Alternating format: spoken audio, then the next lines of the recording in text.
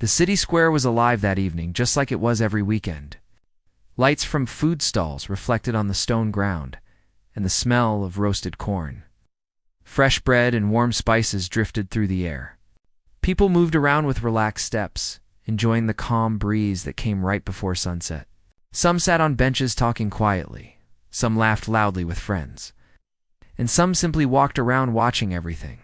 In the center of the square stood a large piano. It belonged to a street performer who came there almost every evening. People loved listening to him. His music made the noisy world feel soft for a while. He played slow, peaceful tunes that made children quiet down and made adults pause their conversations. There was something magical about the way his fingers touched the keys. Tonight, as he played his first song, a new crowd began forming. People stopped eating, stopped walking, and slowly gathered around him. His music had that effect, pulled people closer without them realizing it. But among all the people, someone else was watching. Someone no one noticed. A young boy sat far from the crowd, near a broken step on the edge of the square. He sat there almost every day, but most people didn't pay attention to him. He kept his small, worn-out bag close to his chest, just like he always did. Everything he owned was inside that baga-thin blanket. A few pieces of old bread and a tiny notebook he had found in the trash one day. His clothes were dusty and old.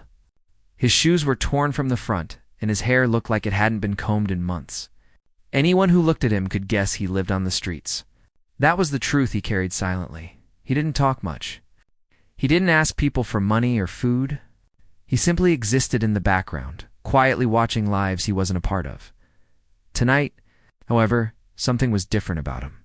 Instead of sitting with his head down, he was staring at the piano with a strange intensity. His eyes followed the pianist's hands as they moved across the keys. He watched every note being played, every pause, every soft touch. He looked almost hypnotized. No one else noticed him. People were too busy enjoying the music. Couples held hands. Children sat on the ground with their ice cream, staring at the pianist. Elderly people smiled warmly as they listened. Everyone felt the magic of the music, but no one felt it the way the boy did. To him, the piano wasn't just an instrument. It was something he had dreamed about for years. Sometimes late at night when the city slept, he imagined himself playing. He imagined touching the keys and making sounds that belonged to him, sounds that spoke of his heart and his pain. But he had never touched a piano in his life. All he had were dreams. As the pianist continued playing, the boy slowly stood up. His legs were thin and weak, but he walked forward with surprising confidence. Each step brought him closer to the crowd. A few people noticed him approaching and looked at him with confusion. They wondered if he wanted food or money. Some even frowned, thinking he might disturb the performance. But the boy wasn't looking at them. His eyes were fixed on the piano. He walked until he reached the back of the crowd, standing behind the last row of people. The music filled his ears, and he felt something tighten in his chest. He wasn't sure what it was. Maybe longing, maybe fear, maybe both. The pianist finished the song and lifted his hands from the keys. The crowd clapped loudly, and the boy flinched slightly at the sound. He wasn't used to applause. He wasn't used to any sound that wasn't harsh or impatient. As the clapping faded, the pianist prepared to start his next piece. But he stopped when he saw the boy standing near the edge of the crowd. Their eyes met for a brief moment. The pianist noticed something in the boy's expressions, something deeper than curiosity. The boy looked away quickly, sure if he had done something wrong. He tightened his grip on his bag and looked down at the ground. The pianist smiled gently. But the boy didn't see it. People around the piano talked among themselves while waiting for the next song. Some took out their phones to record again. Some children whispered excitedly, hoping the pianist would play a fast tune this time. But while eyes shifted and conversations continued, the boy gathered a small amount of courage. His feet moved forward again, slowly, carefully, as if he was walking toward something sacred. A woman noticed him and stepped aside, not sure what he was doing. A man nearby frowned but didn't say anything.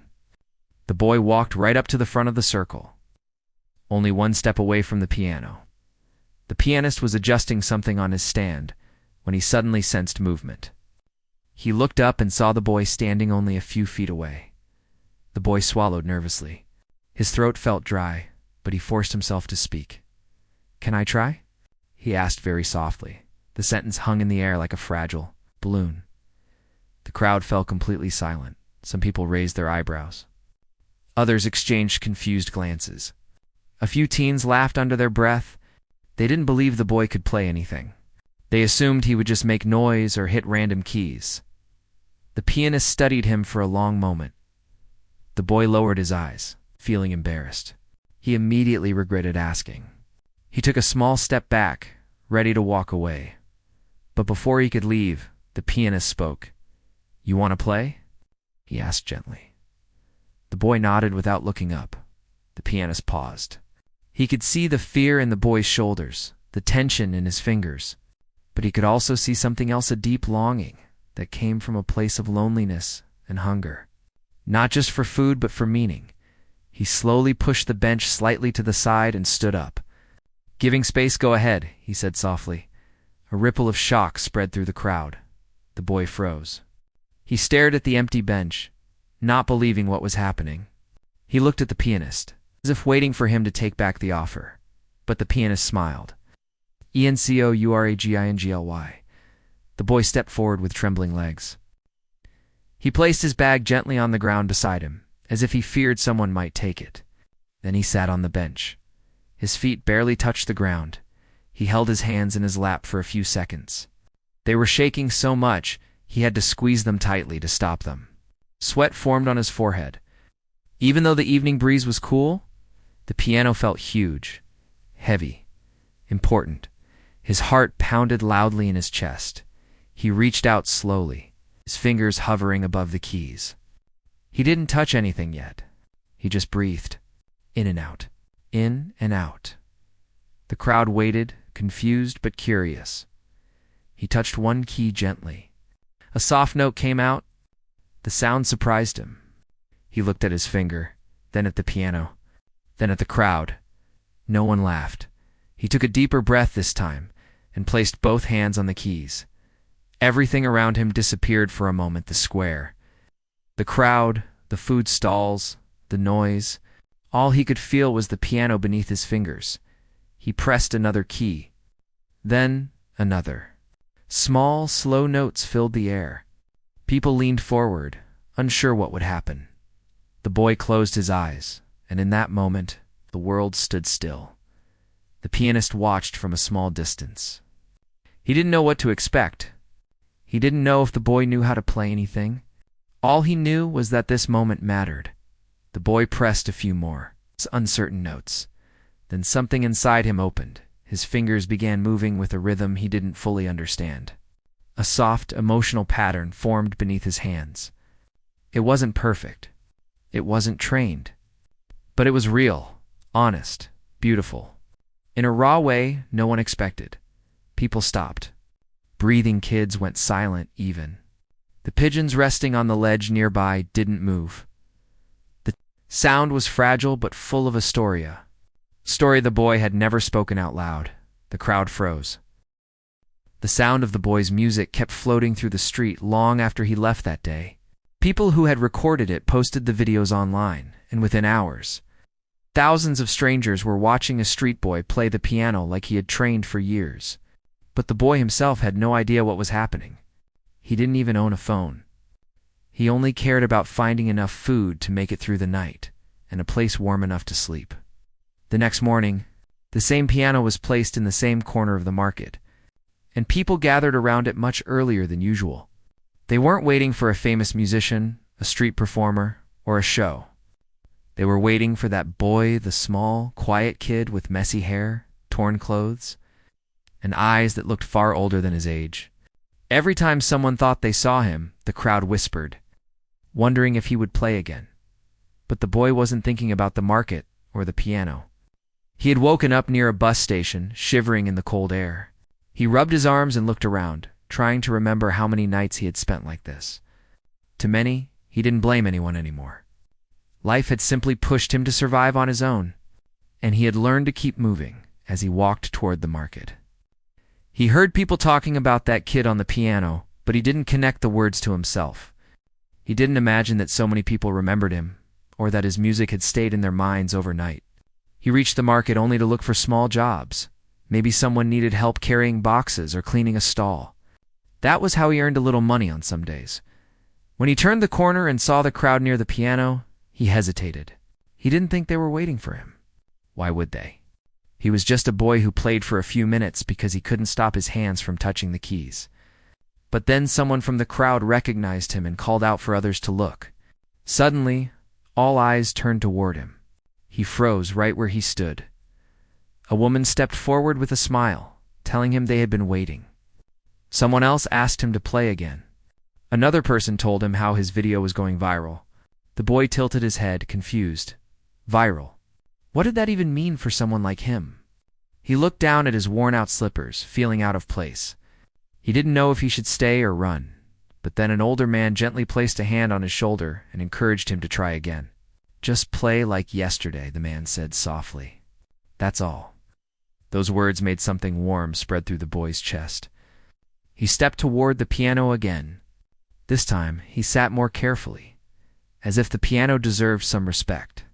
He placed his fingers on the keys and closed his eyes, forgetting about the crowd. He played the same way he had always played, honestly, from his heart. This time, the street went completely silent. The market noise faded into the background.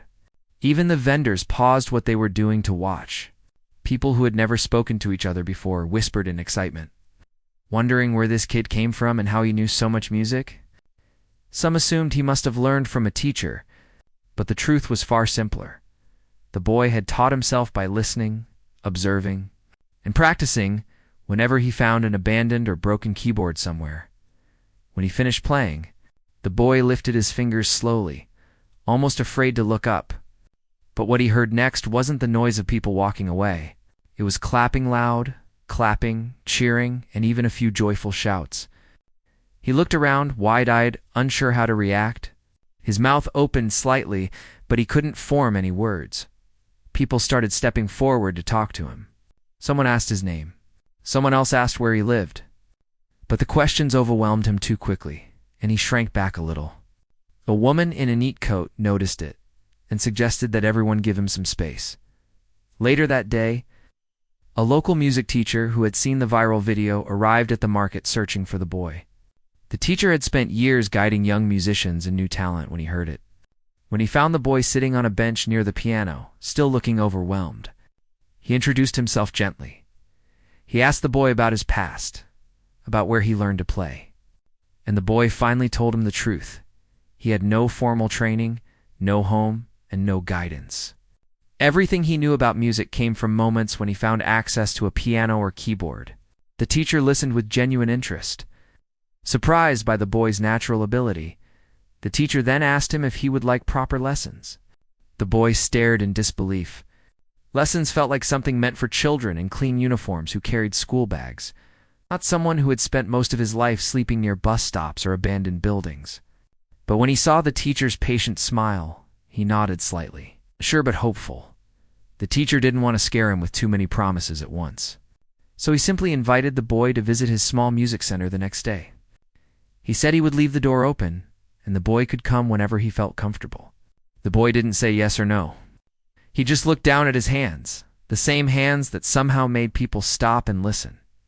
That evening, as he moved through the streets looking for a place to sleep, he kept thinking about the piano. He remembered the applause, the shocked faces, the kindness in the crowd. For the first time in a long time, he felt like he wasn't invisible. It was a strange feeling, but not a bad one. The next morning, the boy walked slowly toward the music center. He stopped several times on the way, unsure if he was doing the right thing. He wasn't used to being welcomed anywhere. He wasn't even sure if he would be allowed inside. But he remembered the teacher's words about keeping the door open. When he reached the small building, he saw the door slightly ajar. He pushed it gently and stepped inside. The place smelled like wood and paper, and there were several instruments lined up on the wall. The teacher looked up from his desk and smiled warmly as if he had been expecting him. The boy relaxed a little. He took a seat near a piano, and the teacher asked him to play anything he wanted. The boy placed his fingers on the keys and let his instincts guide him. The teacher watched closely, stunned by how easily the boy played complex patterns. He realized the boy wasn't just talented, he was gifted. Over the next few days, the teacher introduced him to music theory, corrected his technique, and taught him new pieces. The boy absorbed everything with surprising speed, as if he had been waiting all his life for someone to guide him. The word continued to spread across the city. More people came to see him. Some wanted to help. A few even offered to support his education. But through all the attention, the boy stayed humble. He never demanded anything. He only wanted one thing: to keep playing. Weeks passed, and the boy slowly started changing. His clothes improved because people donated them. His face looked brighter. His confidence grew. The street no longer felt like the only place he belonged. He had found a new place of space where his music mattered. One afternoon, the music center organized a small public performance for its students. The boy was invited to play last. When he stepped onto the platform, he looked at the crowd and felt a familiar fear. But then he saw the teacher nod encouragingly. Something steadied inside him. He began to play. People fell silent, just like they had in the market. His music filled the room with emotion, hope, struggle, loneliness, and strength. No one moved until he finished. When he lifted his hands from the piano, the entire room erupted in applause. This time, the boy didn't look confused. He smiled, shy, but real. A smile that showed he finally understood something he had never felt before. He wasn't just a boy from the streets anymore. He was someone with a future, someone with a gift, someone who mattered.